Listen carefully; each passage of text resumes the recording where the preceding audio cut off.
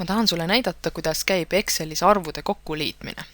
Muuseas, liitmine on kõige tavalisem tegevus üldse, mida Excelis tehakse ja seepärast on liitmiseks ka väga palju erinevaid võimalusi. Aga alustame kõige lihtsamast, nii-öelda käsitsi liitmisest, mille käigus vaatame üle ka natukene põhjalikumalt, kuidas valemeid kirjutati ja tuletame meelde, mismoodi valemid töötavad.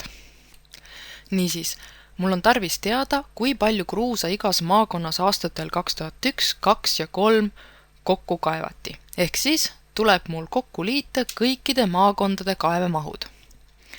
Selleks ma lähen siia esimesse lahtrisse kokku tulba all, lahtrisse G4. Ja me juba teame, et iga valem algab võrdusmärgiga. Sisestame siis võrdusmärgi.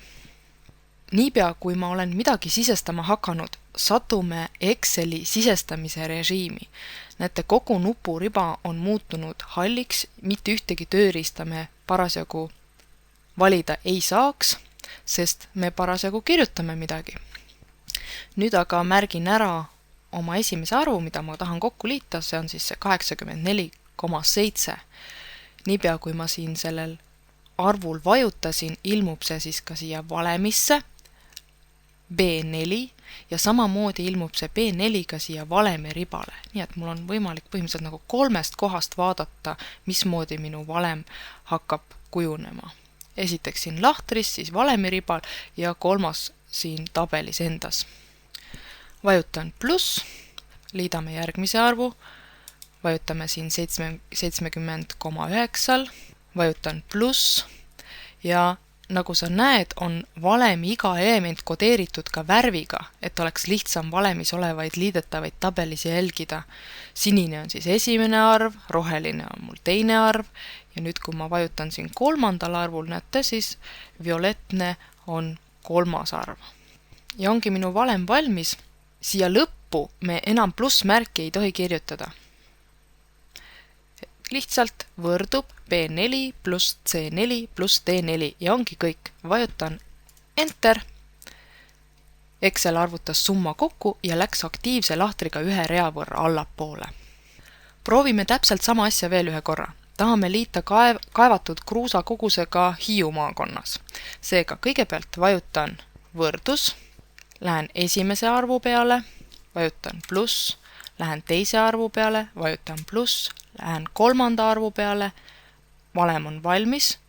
Seekord Enteri asemel vajutan Ctrl Enter, et minu aktiivne lahter jääks paigale, mitte ei läheks 1 rea võrra allapoole, sest me saame ka järgnevate maakondade kaevehulgad liita automaatselt. Kui ma hiirega lähen selle väikese musta ruudukese juurde, näete, mu kursori pilt muutus selliseks peenikeseks mustaks ristiks ja võtan siit väiksest ruudust nüüd kinni ja lohistan selle sama kirjutatud valemi tabeli lõppu välja, näete, Excel arvutab ülejäänud read minu eest. Ja see pole veel kõik. Ma võtan selle automaatse täitmise praegu hetkel tagasi, vajutan Ctrl Z, lähen hiirega siia musta ruudu peale jällegi ja seekord mitte ei lohista tabeli lõppu, vaid lihtsalt teen sellel mustal ruudul topeltklõpsu ja on automaatselt meie tabelarvudega täidetud. Kuid mis arvud need ikkagi on? Kas ta ikkagi arvutas mulle õigeid asju?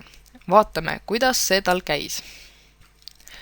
Lähen tagasi selle viimase lahtri juurde, mille ma ise käsitsi sisestasin, see oli see Hiiu maakonna summa ja vaatan siit valemi riba pealt, missugustest elementidest ta siis koosnes. Ta liidab lahtrid B5, C5 ja D5. Kui ma lähen nüüd järgmisele lahtrile, mille Excel juba ise mul automaatselt välja arvutas, siis näete, Ida-Viru maakonnas kasutab ta lahtrid B6, C6 ja D6, mis on täiesti õiged. B6, C6 ja D6.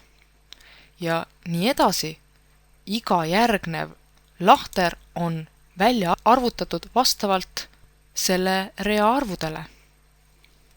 Seega Excel ei kopeeri valemit alla lohistades seda lihtsalt täht-tähelt, vaid ta ka kohandab selles valemis olevate lahtrite aadressid vastavalt sellele reale, kus kohas see summa parasjagu arvutatakse. Ja selliseid kohanduvaid lahtreid nimetatakse ka suhtelise aadressiga lahtriteks. On võimalik kasutada ka nii-öelda fikseeritud aadressiga lahtreid, mis valemi lohistades oma asukohta ei muuda. Selliseid lahtreid nimetatakse absoluutse aadressiga lahtriteks, kuid sellest räägime täpsemalt juba protsendi peatükis.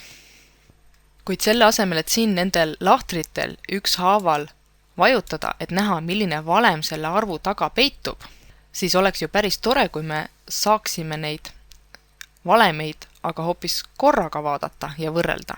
Ikka tuleb ette, et on vaja andmetabelis vaadata, millised arvud on niisama sisestatud mulle tabelisse ja millised arvud on valemite või funktsioonidega arvutatud.